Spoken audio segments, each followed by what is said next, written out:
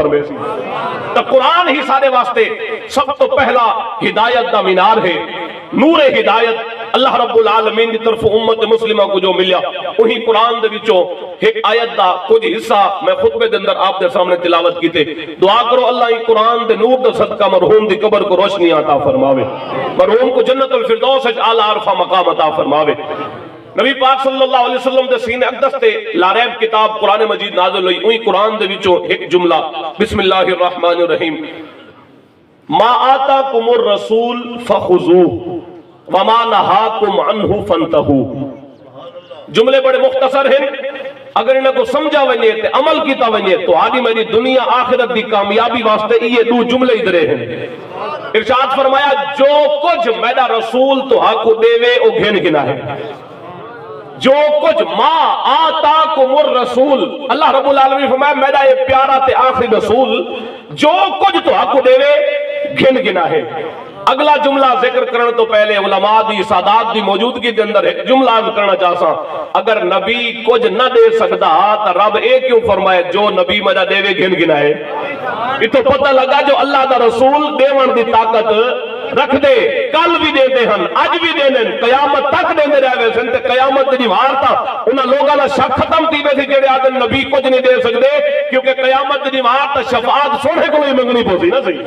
اور کوثر دا پیالہ بھی اللہ دے حبیب کو لو سی، جنت دے سارے دروازے بھی وہی ملے حسین جائے ملے اللہ دا آخری رسول اشارہ کرے سی۔ نبی پاک صلی اللہ علیہ وسلم دے غلامو الحمدللہ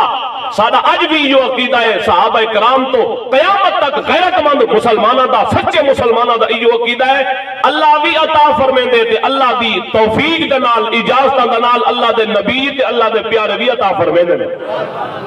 ما آتاکم الرسول فخذوہ، جو کچھ میرا رسول تو حق دے وے کیا کرا ہے؟ گھن گھنا ہے۔ وما نہاکم عنہ فانتہوا، تے جڑی شے تو میرا پیارا رسول تو کو روک دے وے مت روک ونجا ہے، بات اتھا اپنی عقل کو اگو نہ آنا ہے، بات اپنے خاندانی معاملات کو نہ دکھائے، برادری کو نہ دکھائے، تسا دیکھنے تے قرآن کو دیکھنے تے میرے سچے نبی دے فرمان کو دیکھنے، قرآن تے حدیث امام الانبیاء صلی اللہ علیہ وسلم دے غلاموں حضور علیہ السلام نے امت کو بہوں کو جتا فرمائے،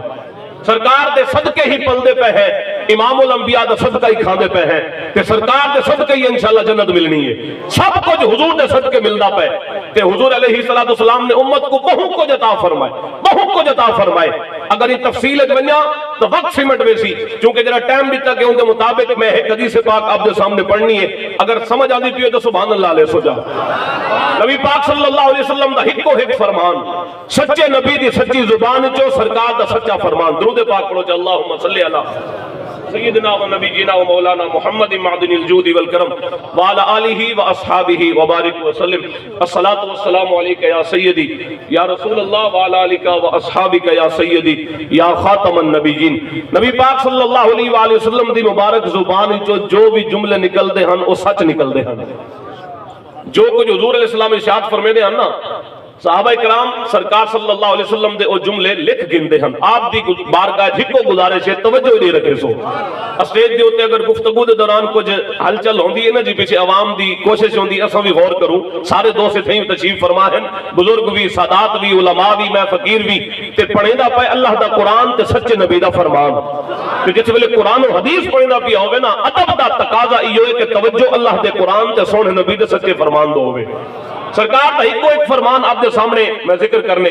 نبی علیہ السلام جو کچھ ارشاد فرمیندے ہیں نا صحابہ کرام لکھ گندے ہیں۔ ایک بار سرکار نے لکھا بھیڑا صحابی روز میری گفتگو لکھ دے، آج قلم تے کاغذ نہیں چاہیے بیٹھا، لکھتا نہیں بیٹھا، سرکار نے ارشاد فرمایا خیر تہے آج لکھ دے کیوں نہیں بے؟ عرض کیتا بندہ نواز صحابہ کرام نے تو بنا غلامہ نے میری توجہ ہی پاسے دی وئی ہے کہ حضور علیہ السلام جو کچھ ارشاد فرمائنے تو سا لکھ گندے وے، آمن والے لوگوں کو لکھیا ہویا تا نظر آوے سی، لیکن سرکار نے کیڑا جملہ کیڑے مزاج ارشاد فرمایا ہا وہ مزاج تا نظر نہ آسی نا،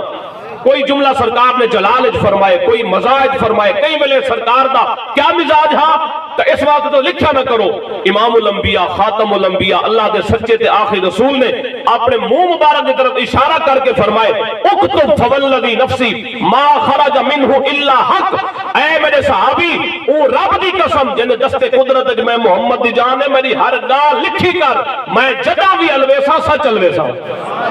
میں غصے چلواں جلال چلواں تا بھی سچ ہو سی، میں مزاج گفتگو کرا وقت بھی سچ ہو سی۔ تے کئی شاعر نے ڈاڑے سونے جملے آئے کہ ان کے بول بہاروں جیسے، ان کے بول بہاروں جیسے اور اصحاب ستاروں جیسے۔